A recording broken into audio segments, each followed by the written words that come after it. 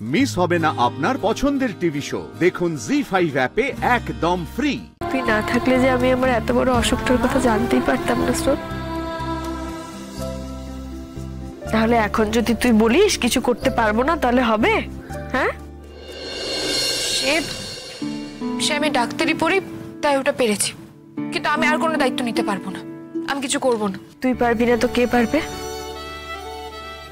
আমার বোনকে যে পারতেই হবে। তোকে শক্ত থাকতে হবে স্রোত, প্র্যাকটিক্যালি সবকিছু ভাব।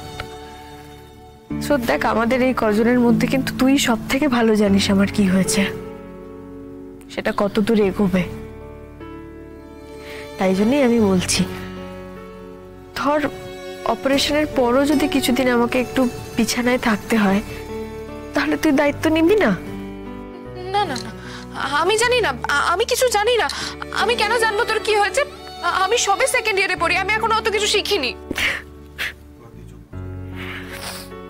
পাগলি আমার। ডক্টর সেনগুপ্ত আমাকে বলেছেন কলেজের সবাই নাকি জানে তুই কতটা ব্রিলিয়েন্ট স্টুডেন্ট। সেকেন্ড ইয়ার হলেও অনেকের থেকে অনেক এগিয়ে আমার বোন, অনেক বেশি ম্যাচিওর।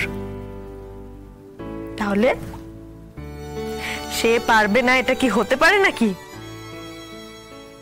স্রোত, বাড়ির ছোট মেয়ে, আদরের মেয়ে থেকে বেরিয়ে এসে এখন একটু বড় হতো আমার জন্য।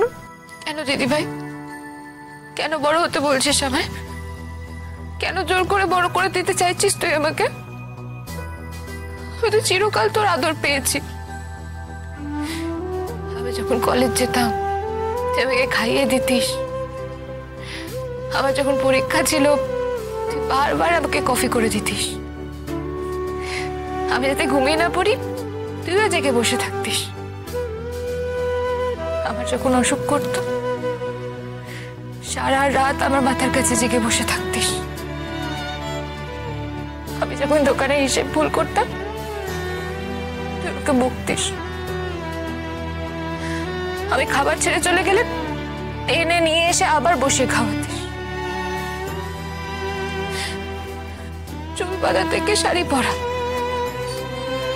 কোনো কিছুতে চরকির থেকে তফাৎ করিসনি। তাহলে এখন কেন দিদি ভাই, কেন? না, আমি বড় হব না, আমি কিছুতেই বড় হব না এখন। রাই, আমি এবার তোমাকে একটা কথা বলি। বলো বৌনি। দেখো, রাগারাগি করো না, আরেকবার ভেবে দেখো অনির্বাণকে কি একবারও না, একটা গোটা জীবনে যতটা সহ্য করা যায়, সহ্যের যত সীমা থাকে তার থেকে অনেক বেশি সহ্য করেছি আমি।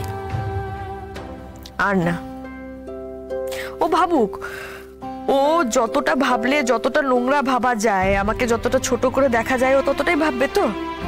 ভাবুক, আমার কোনো দায় নেই ওর ভুল ভাঙানোর।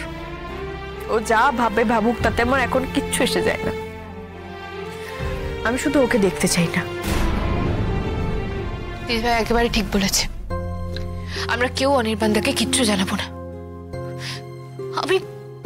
আমি ঘেন্না করি ওই লোকটাকে, একটা কাপুরুষ। দিদি ভাই স্বামী হওয়ার কোনো যোগ্যতা নেই ওর।